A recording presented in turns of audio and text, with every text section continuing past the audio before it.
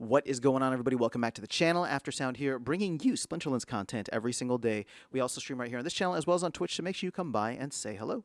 This video is also brought to you by My Music, which is available anywhere you stream music under the name After Sound. And I do have a new song coming out very soon on August 15th called Tides. If you are on Spotify, I would appreciate if you would consider pre-saving it. The link is in the description below, but appreciate the support. All right, guys, let's jump into the topic of today's video, which should be pretty quick, but I just want to call out this website once again. This is the land.spl-stats.com. There's just so much. It's like a wealth of information here. If you wanted anything that you want to dig into with land, I covered it previously, but there always seems to be adding new features and new items and stats and stuff. So this is something that I just came across recently, obviously with the introduction of Aura, and I find it to be fascinating. I kind of want to just chat about it real quick here with you guys. So you can see that they're pricing Aura in DEC terms based on the things that you can redeem them for. Now, why is this different? Well, because the cost to use the aura for whatever versus the cost of that finished good is going to be different for each of these items. But more importantly, the reason we have to do this whole convoluted thing in the first place is because aura is not tradable, right? Aura is something that you can farm, right, or you can mine, or whatever it is that refine, whatever the verb that they're using is, and then you can use it towards something, right? The easiest thing that you can use it towards is midnight potions, and we've seen those things come down to like a penny and a half, maybe even less recently. So that's always going to be probably the lowest.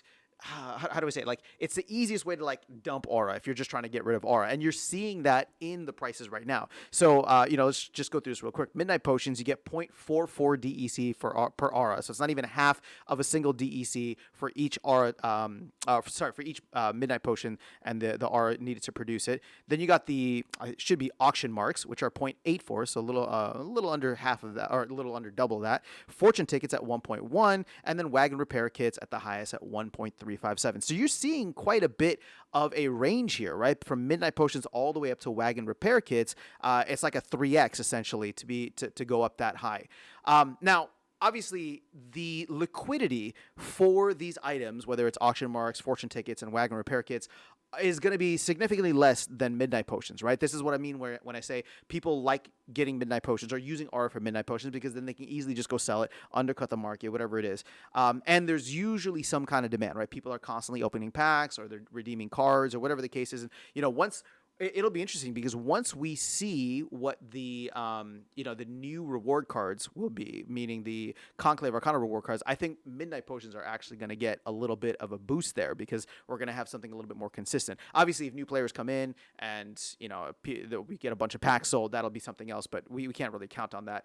What we can count on is the fact that there are new cards coming in, and that could be a little bit of a catalyst. Now, again, none of this financial advice. I'm not saying to go buy midnight potions. I'm just saying that there will be more midnight potions, more midnight potion demand, which could be easily offset or accounted for by the fact that maybe the auction draws will be done, or the fortune draws will be done, or the auctions will be done for some of the promo cards, or for the Tasoshi. So all of that to say, right, this stuff is very dynamic, and I'm not trying to say like midnight potions are going to skyrocket in price. I don't think that'll be the case. This market here, or the markets I should say, in Splinterlands are extremely efficient. It's very hard to find arbitrage opportunities because they get snapped up like that.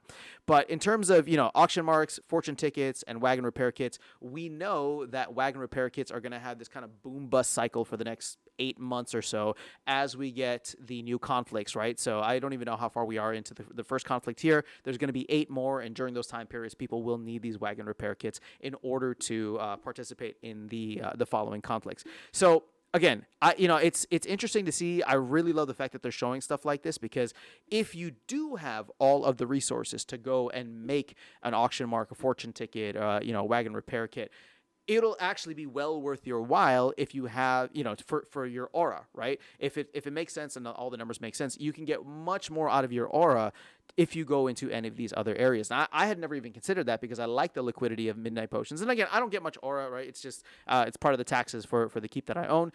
So usually I just go midnight potions, but I've never actually checked to see if I could make auction marks, or a fortune draw, or a wagon repair kit, or whatever the case is, right? with some of the other resources that I have, which again is not too much, but it could be interesting just to kind of play it out and see how the market is, see how liquidity is for these other larger ticket items. But just wanted to share this with you. Again, shout out to the website here. If you guys are not aware of it, they always seem to be adding some cool stuff. So that is all I have for you guys in the video. Let me know your thoughts in the comments below. Otherwise, I'll catch you all in the next one and see you around the game. Take care.